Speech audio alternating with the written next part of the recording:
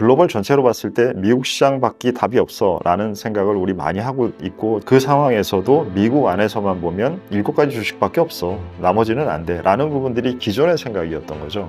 기존에 대한 생각이 이미 가격에 많이 반영되어 있는 상태라고 생각합니다. 러셀 같은 경우에 플러스 값으로 작용할 수 있는 폭이 발생하고 그 부분이 지금 시장에서 반영하고 있는데, 이 움직임의 근거가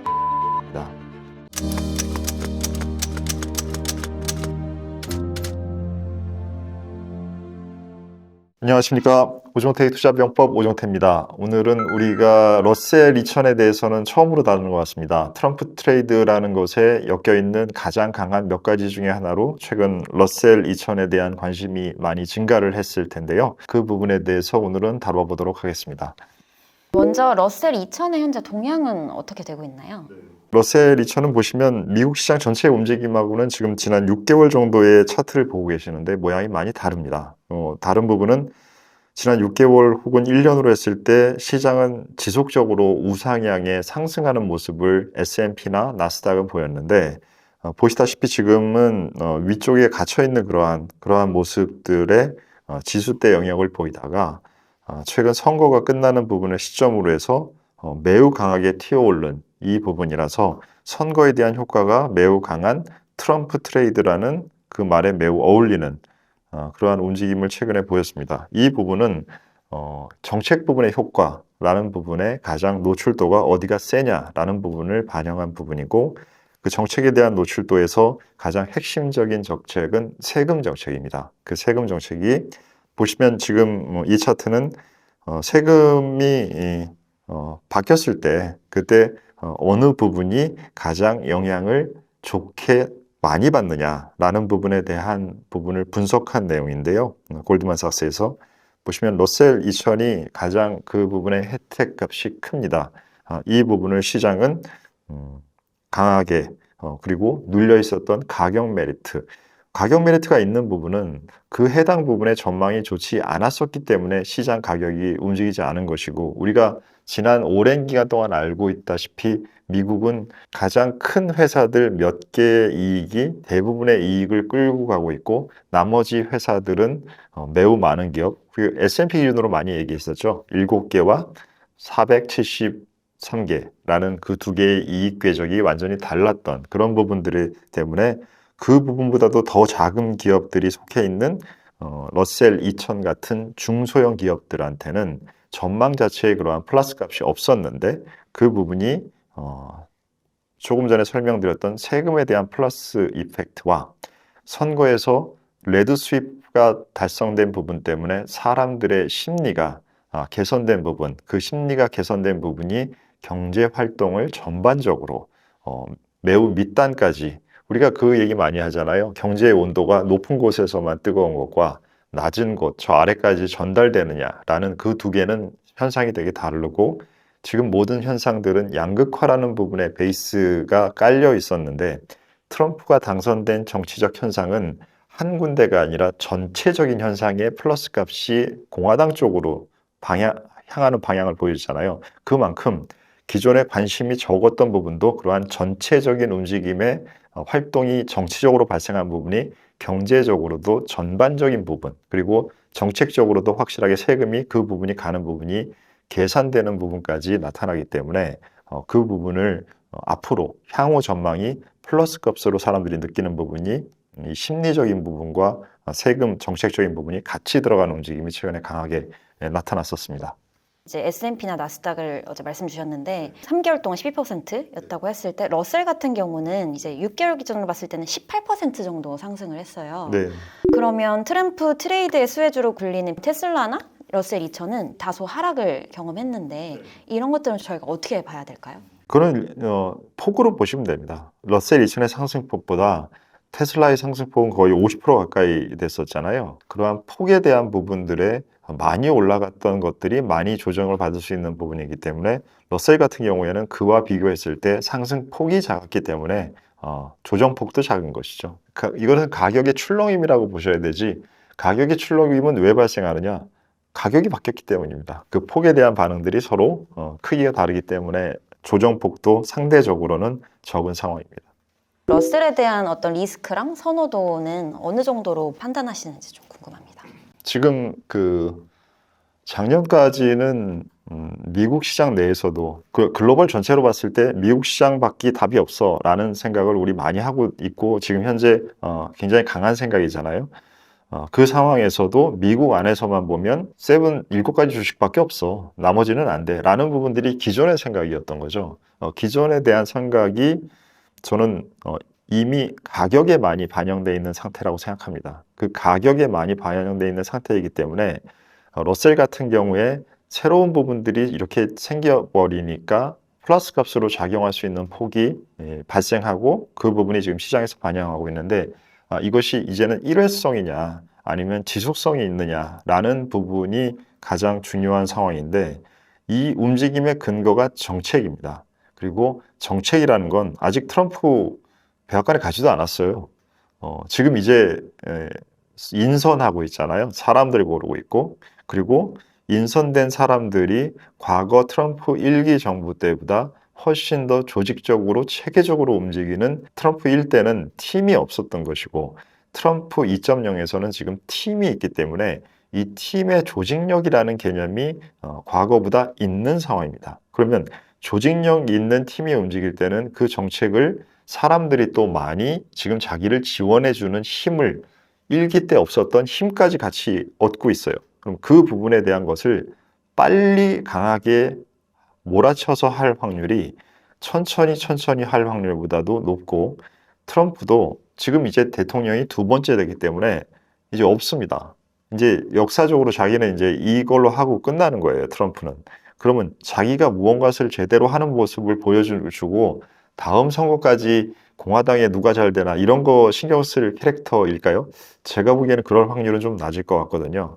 트럼프 자신이 멋져 보이고 자신이 뭔가 제대로 된 부분 이런 부분들에 대한 것을 나타낼 그러한 자신의 이해관계와 팀이 있다라는 두 부분들이 합쳐지면 지금 그렇기 때문에 우리가 정책 신뢰도라는 것이 있다고 생각하고 시장은 그 부분을 읽고 있어서 일회적이라는 것보다는 더 지속성이 있고 지속성이 있는 정책에 대해서는 우리가 포지션할 필요성이 과거보다 있다라는 생각을 가지고 있습니다.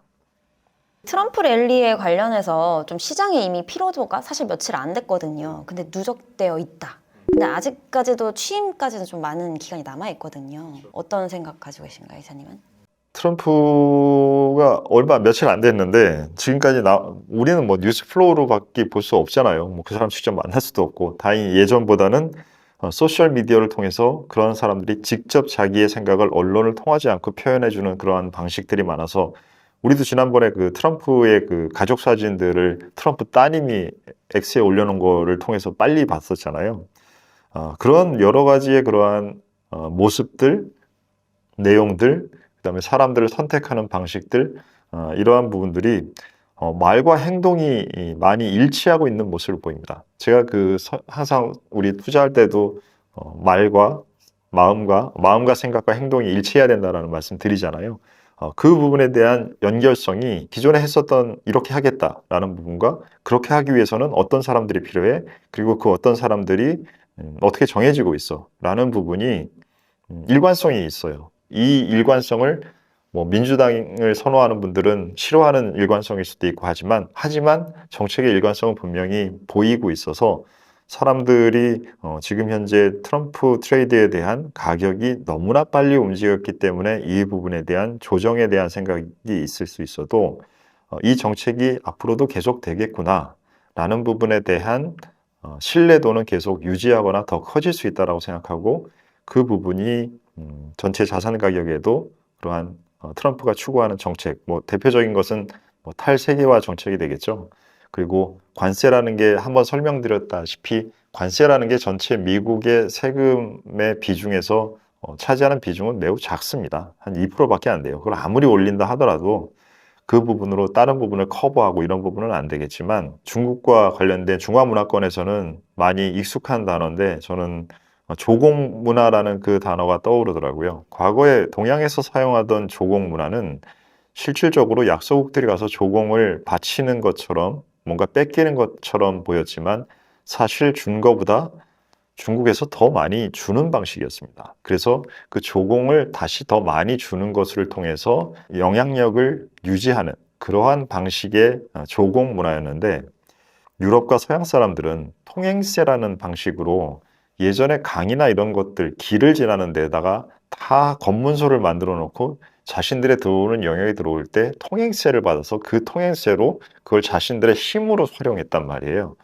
그 방식으로 트럼프가 관세라는 부분을 보고 있는 그러한 관점들이 느껴져서 사실 약소국에 살고 있는 제 입장에선 불편합니다. 그래도 그 부분들을 하겠다라는 것을 제 진짜로 하려나 보구나 라는 부분에 그러한 느낌은 약해지지 않고 있고요. 그러한 부분들에 트럼프가 하고 있는 뭐 관세를 통해서든 무언가 만든 것을 미국 내에서 더 잘 돌아가게 한다라면 그 돌아가는 것이 미국 전반적인 경제에 윗만 따뜻하고 아래는 차가웠던, 그래서 지금 이번에 선거가 특히 이긴 것이 인플레이션을 제대로 다룰 수 없었던 민주당의 실망한 사람들의 목소리가 매우 크게 반영이 됐는데, 지금 이 상태에서 아마 트럼프도 인플레이션을 지난 코로나 때 올라간 것을, 증가율은 떨어졌지만 계속적으로 지금 물가가 플러스 값을 보이면서 높아진 물가가 유지되고 있는 상태잖아요. 이 부분을 떨어뜨리기는 어려울 겁니다. 그럼 어떻게 해야 될까요? 물가를 떨어뜨리지 못한다면 물가를 떨어뜨리는 게 아니라 그 물가를 버틸 수 있는 소득을 늘려주는 정책을 쓰겠죠. 그러한 부분들의 소득 증가 정책, 성장률 정책에 대해서 사람들은 현재 그 부분들에 대해서 선호를 하는 것을 표현을 했고, 그 선호던 정책이 타임테이블이 빠르게 진행될 확률이 지금은 있는 상태, 그 부분을 가격이 반영하고 있어서 그러한 의견과 사람들의 평가가 취임식 이전에 끝날 거라고 생각되지는 않습니다. 일단 기본적으로. 그래서 연초까지, 올해 연말까지 이러한 분위기는 지금 현재 일정 부분의 트럼프 트레이드에 대한 시간 조정을 기간 조정을 갈 수는 있겠지만 내용이나 방향성에서 그렇게 달라지는 모습을 보일 거라고 생각되지는 않습니다. 개인 투자자 입장에서 네. 사실 국내 시장은 너무 안 좋고 해외 시장은 너무 빠르게 또 움직이고 좀 포모 형산들이 더 짙어지는 것 같은데 네. 시장을 어떻게 좀 대응을 해야 될지 이런 것들 좀 알려주신다면 뭐가 있을까요? 포모 현상이 지금 일단 가장 강한 데는 코인 시장인 것 같고요. 코인 시장의 상승폭이 뭐 일주일 단위로 이렇게 100%가 넘는 상황이니까. 그리고 테슬라 주식에서도 제 생각에 그쪽은 포모보다는 숏커버랑 같이 연결되어 있는 부분들이 그 다음에 포지션을 업다가 이 부분이 이제 필수적인 포지션이 됐다라고 생각하는 그러한 자금들이 들어갔을 확률이 높은 상황으로 보이고요. 그리고 나머지 그 포모 현상은 지금은 그냥 그 미국 주식 전체에 대한 부분인 거죠. 미국 시장에 다른 데는 안 돼. 그러니까 한국만 안 되는 게 아니라, 국장만 안 되는 게 아니라 그냥 온리 미국이야. 바로 이게 지금 현재 미국에서 얘기하고 있는 고립주의, 아이솔레이션리즘입니다. 그러니까 그 부분에 대한 것이 사람들이 동의를 하고 있는 상태가 지금이라는 거죠. 그 동의가 됐기 때문에 사람들이 거기를 가야 된다라고 하는 건, 모든 사람들이 다 동의하고 있다라는 건 사실 시장은 모든 사람들이 동의하고 났다라는 것을 단적으로 표현하는 표현이 버스에 다 태웠다라고 저희 얘기합니다. 그 시장은 안 태운 사람들 다 없이 모든 사람 다 태우고, 그 태운 사람들이 잠시 좀 즐거워하는 시간도 주고 그런 다음에 끝난다라는 것이 이제 시장의 격언인데, 저는 그 시장의 격언을 지금은 사용하고 있지 않아요. 왜 그러냐면 이 시장의 격언은 과거에 사이클대로 움직이는 시장일 때 만들어진 격언입니다. 그래서 이 사이클의 피크가 가고 나서 그 다음엔 다시 이제 더 이상 저 피크에 탈 사람이 없어 라는 부분인데, 지금 현재 얘기하고 있는 8세계와 미국의 고립주의, 이러한 많은 분들은 구조 변화예요.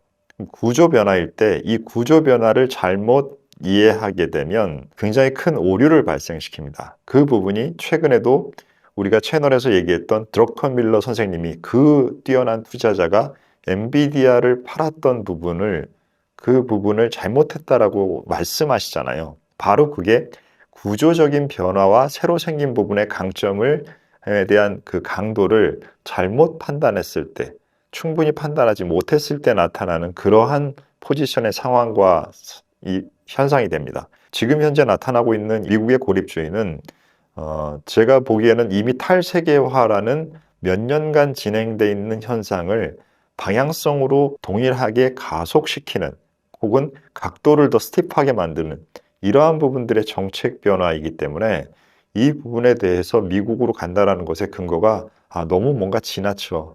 이제는 갔으니까 그러니까 이제는 끝났을 거야 라고 생각하게 하기가 좀 어려워요. 그래서 제가 말씀드리는 건 금리나 등등 여러 가지 때문에 기존보다 변수로 조심해야 될 것이 생겼기 때문에 상승하는 각도나 그 다음에 변동 폭이나 이 부분들이 전보다는 생겼을 수 있다는 말씀을 드리는 것이지, 이제 모든 사람들이 저렇게 미국 주식밖에 답이 없어, 안 돼, 딴 데는 국장은 다 버려 라는 부분들에 대한 것들이 인터넷이나 이런 소셜미디어에 넘쳐난다고 하더라도 그 부분을 가지고 이제 끝나다라는 판단에 저는 지금 현재 사용할 수가 없습니다. 왜냐? 구조 변화의 부분이 분명히 있기 때문입니다. 이런 상황이 발생을 하게 되면 지금 국내 시장은 이제 버려지고 있는 상황이 진행되고 있는 거잖아요. 우리 다 알고 있고. 근데 이 상황 상에서 생각해야 봐야 될 것은 어떠한 좋은 아이디어도 좋게 반영할 때는 지나치게 반영합니다. 시장은. 그게 금융시장의 돈의 특성입니다. 그리고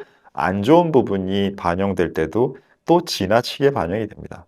그 지나침 속에서는 우리 전후의 이해 방식은 세 층이잖아요. 펀더멘탈과 유동성과 센티멘트잖아요. 자, 그러면 지금 현재 펀더멘탈이라는 것은 이 고체처럼 사실 잘 바뀌지 않는 겁니다. 하이닉스가 지금 현재 HBM을 통해서 매출 비중이 증가하고 그 매출 비중이 증가한 부분에 이익 증가로 발생하고 하는 것이 달라지지 않습니다. AI 주요 플레이어 3명 중에 1명이라는 거 달라지지 않습니다. 하지만 이 부분이 유동성이라는 부분에 자금에 빠지면서 그래도 해당된 국가 한국에 있는 주식에 대한 매도가 나오면 하이닉스 주식도 일정 부분 같이 팔겠죠.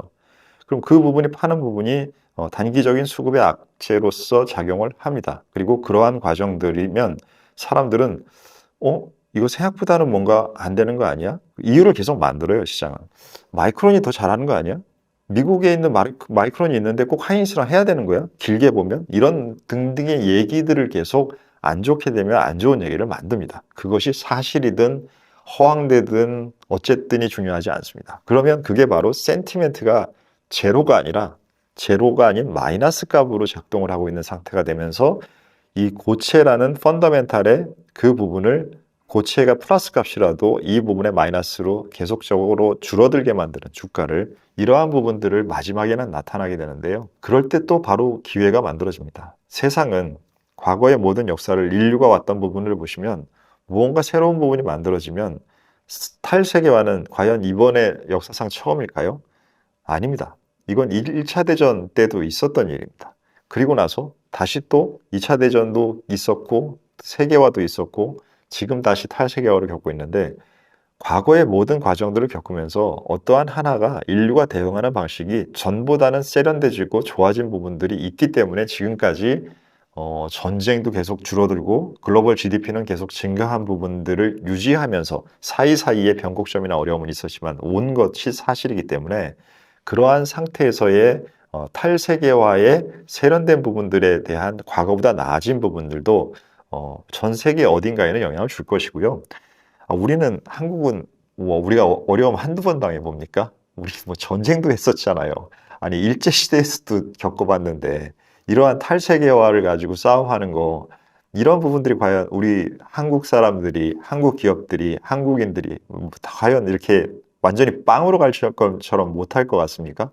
저는 그렇게 생각하지 않습니다. 단지 그 사이에 분명히 우리가 현재 겪고 있는 어려움을 객관적이고 합리적인 판단으로 잘 대응해야 돼서, 제가 지금 한국 주식을 이제는 가격이 되니까 무조건 많이 사야 된다, 다 채우세요, 미국 주식 팔고 이쪽으로 오세요, 이런 말씀 드리는 건 아닙니다만, 이 부분에 대한 것을 완전히 이제는 떠난다라는 개념 자체가, 변수가 여러 개 있는 세상에서 복잡해졌을 때는 변수를 여러 개를 같이 다루는 게 낫지, 이걸 잘라버리고 이쪽으로만 가 있잖아요. 나중에 그 변화가 반대로 또 생겼을 때 이 변화에 대한 적응력이 떨어집니다. 그래서 양쪽의 변수에서 좋은 쪽에 대한 비중을 올리고 안 좋은 쪽에서는 적어진 비중만큼은 또 잘 관리하면서 기회를 잡고 하는 부분들을 우리는 항상 같이 하면서 균형 잡는 노력을 투자해서 잃지 않는, 투자는 가치 중립적인 활동이지 가치 지향적인 활동이 아닙니다. 그 부분의 중심을 함께 잘 잡아보시죠. 오늘의 전략회의는 여기서 마치도록 하겠습니다. 감사합니다.